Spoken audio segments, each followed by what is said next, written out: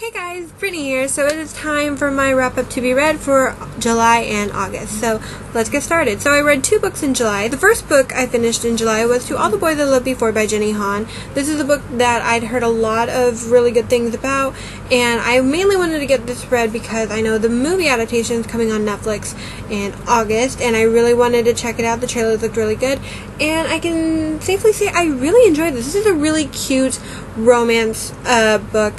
I gave it 4 out of 5 stars. I loved the characters. I loved the journey Lara Jean goes on. And I loved her dynamic with Peter and also her relationship with Josh. And I just really grew to love and care about these characters. Some little nitpicks I had were, one, I wish Chris was in the story a little bit more. And that's mainly because while I did feel like Lara Jean and Chris's friendship was really tight and really solid, I didn't, as the reader, fully understand it. Like, I just wanted to see why Chris and Lara Jean got along so well. And I understand that's not a point of the story. This is about Lara Jean and her love letters and the boys. But for me as a reader, seeing how much Chris and Lara Jean cared about each other and not really fully understanding why, since Lara Jean and Chris are, like, polar opposites, it was a little distracting for me because I just wanted to know more about their friendship. And then the other nitpick I had, which is a slight spoiler, so just a little spoiler warning if you haven't read To All the Boys I Loved Before, but the conflict that happens between Lara Jean and Margot near the end of the book, I felt was wrapped up fairly quickly. I was expecting it to last a little longer, but then when I realized that, you know, how late in the book the conflict was taking place, I was like, well, this is going to get wrapped up quickly. Even though I was fine with Jenny Han not dragging out the conflict, I was a little disappointed at how quickly they just kind of made up, and I was like, oh, okay. Other than that, I enjoyed this immensely. I am so going to read P.S. I Still Love You, right? Yeah, that's the sequel. P.S. I Still Love You. Also, if you've read this and the sequel, can anyone tell me, is it like a direct sequel, or is it like Stephanie Perkins' books where it's like kind of a companion? I'd love to know, without any spoilers though, because I feel like the way this ended, P.S. I Still Love You has to be a sequel, but I'm just not sure. But either way, I can't wait to read the rest of the books in this series. I would love to read more of Jenny Han's work. I think her writing was really cute and really relatable, and I just loved it. So yeah, I give it 4 out of 5 stars. I cannot wait for the movie adaptation. The trailers look really faithful, so I'm hoping it's really good. The second book I finished in July was Alex and Eliza by Melissa De La Cruz. I was really excited about this, but also really hesitant about Alex and Eliza because I have, not to say a bad history with Melissa De La Cruz, but I would say more not that memorable. I originally was introduced to Melissa De La Cruz from her Blue Blood series, and I read up to book 3 in that series, and I just found the series very boring and forgettable, so I quit reading them. So I was a little nervous that that's what would happen with Alex and Eliza, but it wasn't. This was actually a really cute, fun read, and I fully enjoyed it. Now, I will say this. I was inspired to finally read this because I did go see Hamilton this month, and I was like, I want to be even more in the world of Hamilton, so I was like, I have to read about Alex and Eliza. Now, for anyone who gets this thinking that it's going to be just like the musical, no. I realized fairly quickly that you have to separate the musical from this book because there are a lot of things that are not like the musical, and a lot of like character and relationship dynamics that are not like the musical.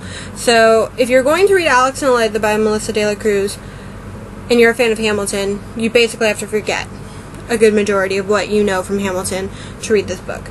Now, I don't know how historically accurate everything in this book is, because there was quite a few scenes where I was like, I feel like I need to Google this because I don't know if this is historically accurate, but that didn't take away from my enjoyment of the book. I will admit, one of the highlights for me, which is something I did not know about Eliza, is apparently she had met Major John Andre, and I'm a huge AMC's Turn Washington Spies fan, and one of my favorite characters in that show is Major John Andre. So seeing him in something else, and of course I imagined the actor from the show in my head when I was reading the scenes with Major Andre, and I was just like,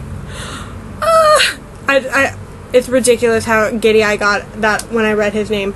But other than that, I did really enjoy it. Like I said, I gave it 4 out of 5. There are a couple of parts in the book that I get a little slow, but overall, this was a really cute, fun, very interesting book to read, and I would highly recommend it. Like I said, you kind of have to not compare it to the musical, because I do feel like you'll be disappointed if you're comparing it to the musical.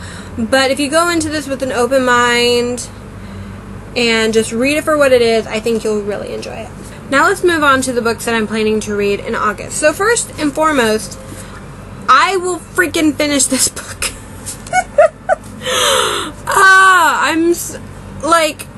I don't know what it is, but it always, except for in Legend I didn't have this problem in, but Prodigy and Champion, something in the middle of both those books just dragged so hard, and it made it so hard for me to finish these books. So, I'm on page 264, and there are 369 pages in Champion, so I'm almost done with it. So I'm fairly confident when I post my wrap-up to be read for August and September, this one will be on my wrap-up for August, because I refuse to let the month of August go by and me still not finish Champion. So yes, this will be finished in August. It will. I'm determined. But yeah, this is my #1 priority for August. Finish this. Now, I technically don't have a TBR plan for August, because right now I'm doing Booktubeathon. And so basically right now my plan is whatever books I don't finish for my Booktubeathon, I'm going to try to finish in August.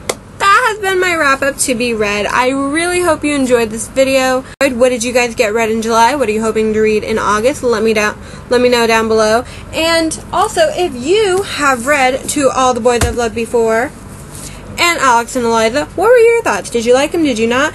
Let's discuss down below in the comments. And yeah, also, I just want to know, has anyone else had the problem I've been having with Champion and Prodigy? I'd like to know. Am I alone? Is this just a weird oddity with me? I don't know. But yeah, anyway, like, favorite, comment, subscribe. Until next time.